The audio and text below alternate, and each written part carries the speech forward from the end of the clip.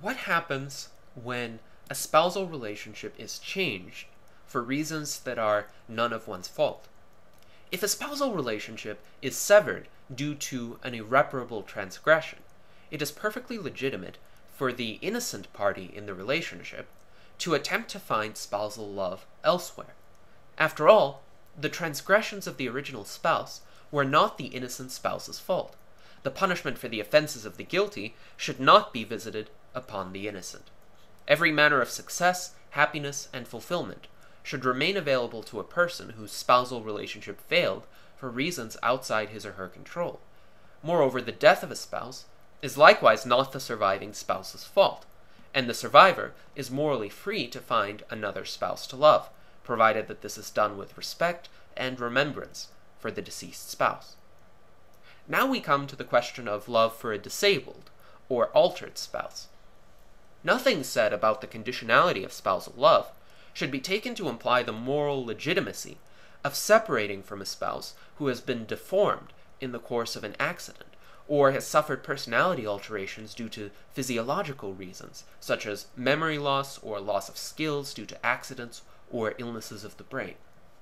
Only irreparable moral transgressions violate the conditions on which spousal love is established. But suffering from an accident or illness, however severe or irreparable, is not a moral transgression.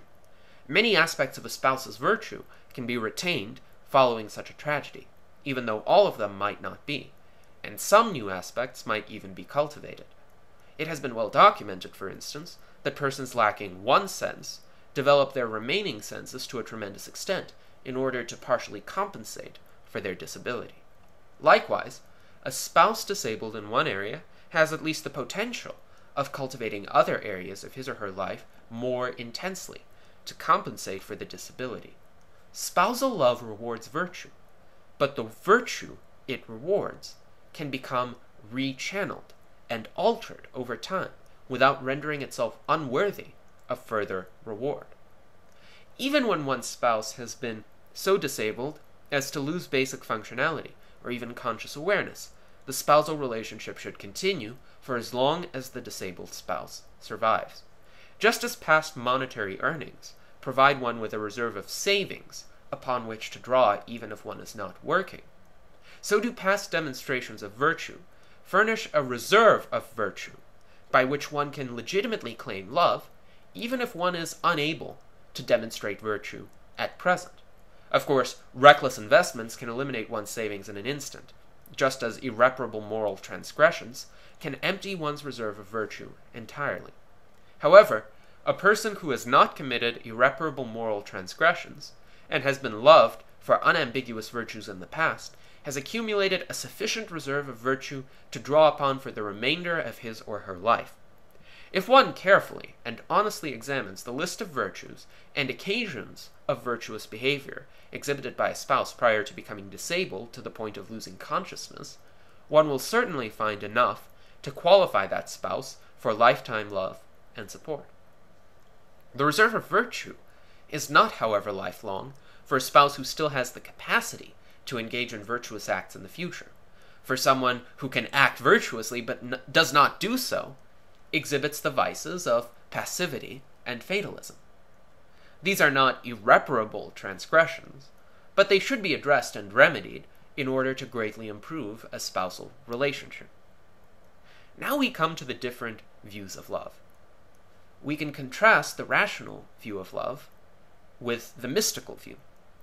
The rational view of love sees love as occurring solely between subject and object.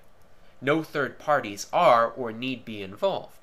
By contrast, the mystical view of love sees love as requiring a third supernatural party and necessarily arising from the participation of that third party.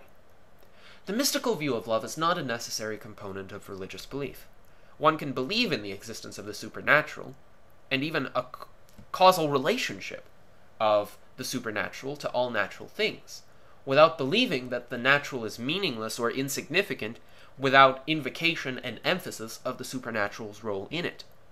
Belief in the existence of the supernatural might be called religious, while belief in the indispensability of the supernatural to any important dimension of life, be it happiness, morality, success, wisdom, liberty, or love, might be called religionist.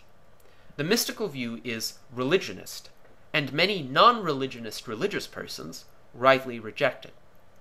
My aim here is not to disprove or even give a complete exposition of the mystical view of love, for such a task cannot be adequately performed in a series of this length. I merely propose to give several brief contrasts between the rational and the mystical view. While the rational view of love sees love as arising solely out of desirable qualities of the beloved objects, the mystical view holds that it is possible to love an entity without desirable qualities, and even to love an entity because it lacks desirable qualities. Love arising out of deficiency rather than out of any kind of merit is foreign to the rational view. The rational view sees love as fundamentally self-interested when the long-term view is taken into account and all things are considered. By contrast, the mystical view perceives no self-interest in at least the so-called highest forms of love, and conceives of these forms as self-sacrificial, albeit desirable. In the rational view, self-sacrifice cannot be desirable, as it opposes the unquestionable value of the individual's own life, without which neither morality nor talk of morality would be possible. While the rational view sees love as conditional in all cases, the mystical view extols unconditional love as the highest form of love, and sees conditionality as a breach of so-called true love. While the rational view sees love as an intellectual emotional synthesis, to which reason and the intellectual component are indispensable, the mystical view perceives romantic love, at the very least, to be wholly emotional, a wild passion that threatens to run amok and destroy all, unless kept in check by faith and tradition.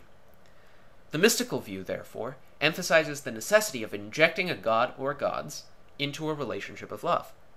It also often, but not always, supports the involvement of the rest of so-called society, including priests, government officials, and self-nominated busybodies in personal affairs.